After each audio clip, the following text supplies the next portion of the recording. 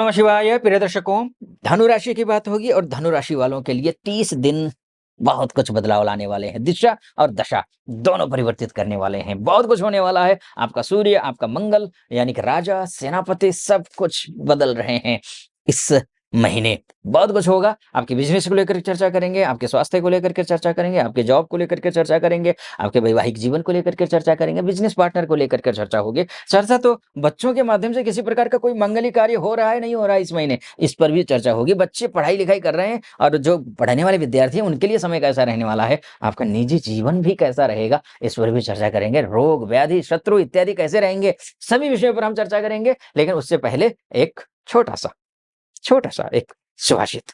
सुभाषित क्या है? सच्चा मित्र वही है जो विपत्ति में साथ दे। सच्चा मित्र तो वही है जो विपत्ति में साथ दे, जो शूरवीर हो और जिसकी ख्याति व संपत्ति हो, उसे सभी मित्र मिल जाते हैं, अर्थात सभी मित्र कहते हैं। आप एकदम सक्सेसफुल हो जाइए, सभी आ जाएँगे, वो तो मेरे मित्र हैं, वो तो मेरे जान-पहचान के हैं। वो ये शास्त्र कहता है। शास्त्र क्या कह रहा है? आपदगतं च मित्रमिह प्राहुरेकं शूरं च वीरं च रिपौ प्रवृत्ते यस्यास्ति वित्तं च यशश्च यस्य सः सत्पुरुषो लभते सदा मित्रम्। ठीक है? ये शास्त्रोक्त वाणी है। अब आइए आपके विषय पर। सबसे पहले आपकी राशि के जो स्वामी हैं, वो गुरु बृहस्पति हैं और बृहस्पति क्या हो रहे हैं जानते हैं आप? बृहस्पति हो रहे हैं उच्च के। धनु राशि वालों के लिए ये सुखद समाचार है कि बृहस्पति उच्च के हो रहे हैं।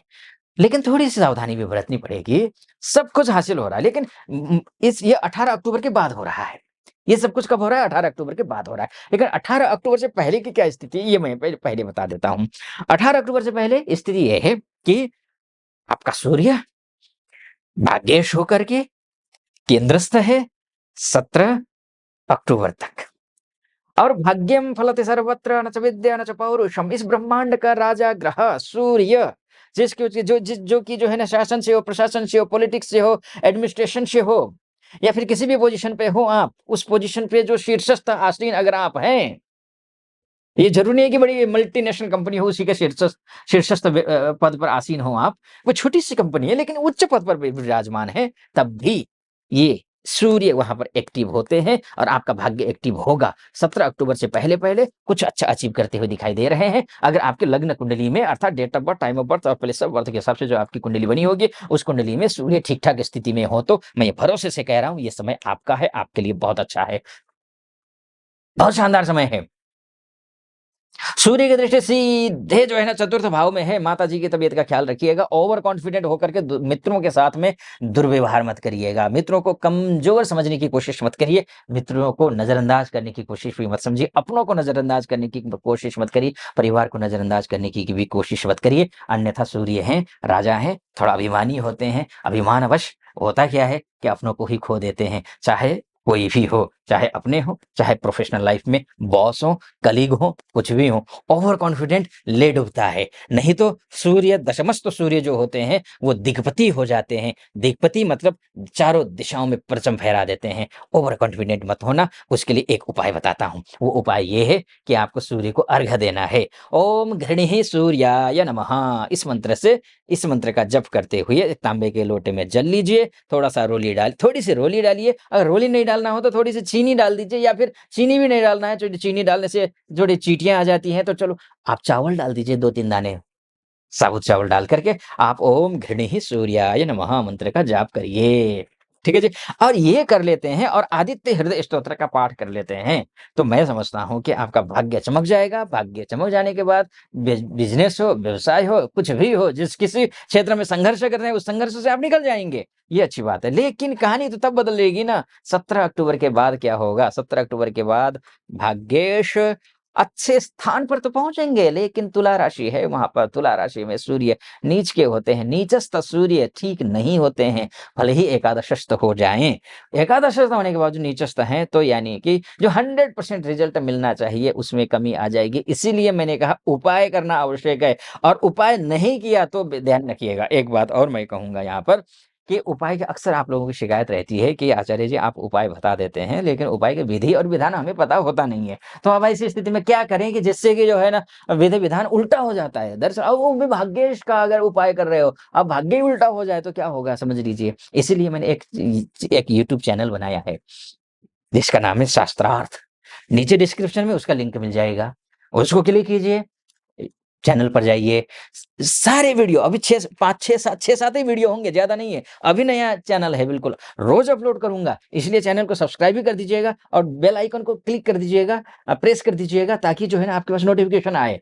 तो ये करिए और वहाँ जो भी प्रश्न है आपके वो पूछिए वहाँ जाकर के आचार्य जी इसका जो है ना जवाब दीजिए। वो वीडियो डालने की कोशिश करूँगा। वीडियो सभी वीडियो देखिए, कब दान करना है, कब नहीं करना है, कब जप करना है, कब नहीं करना है, क्या करना चाहिए, क्या नहीं करना चाहिए, विधान से मैंने बता रखा है। सभी वीडियो को देखिए और सब्सक्राइब, लाइक और कमेंट ज़रूर कर दीजिएगा। इस चैनल को भी अगर नया है तो अच्छा लग रहा हो, सटीक लग रहा हो तो चैनल को सब्सक्राइब, वीडियो को लाइक, कमेंट बॉक्स में हर हर महादेव दोनों जगह कर दीजिएगा। इतना निवेदन। चलिए फिर से विषय पर लौट करके आता हूँ। सूर्य की बात हो गई, मंगल की बात कर लेते हैं। मंगल शानदार है। मंगल आपका देखिए द्वादशेश है, मंगल द्वादशेश है, पंचमेश भी है, मंगल पंचमेश।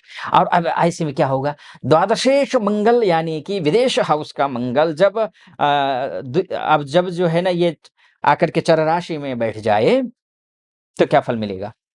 विदेश में अगर है चर राशि में तो खैर उतना ज्यादा प्रभाव नहीं डालेगा क्योंकि वो मंगल शुक्र का नक्षत्र शुक्र की राशि में बैठा हुआ है, लेकिन एकादशस्थ मंगल शानदार होता है।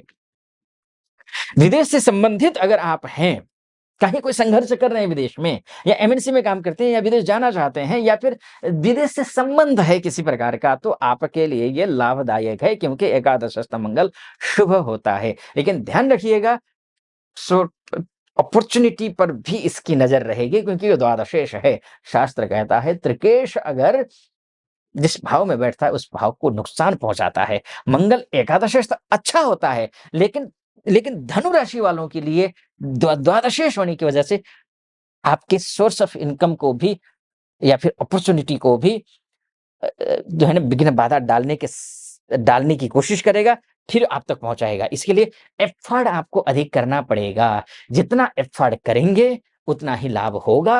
अगर आप ये सोचेंगे क्योंकि भाग्येश भी सूर्य है वो नीच के हो गए हैं, तो होगा क्या कि आपके लिए अपॉर्चुनिटी तो मिलेगी, लेकिन अपॉर्चुनिटी अगर सोचेंगे कि भाग्य भरोसे बैठेंगे तो फिर शिकायत करेंगे आप कि आचार्य जी आपने तो कहा था कि अपॉर्चुनिटी मिलेगी, लेकिन नहीं मिली। और मैं आपको कहूँगा सामने अपॉर्च्युनिटी थी, आपने ध्यान नहीं दिया। अपॉर्च्युनिटी आकर चली जाएगी।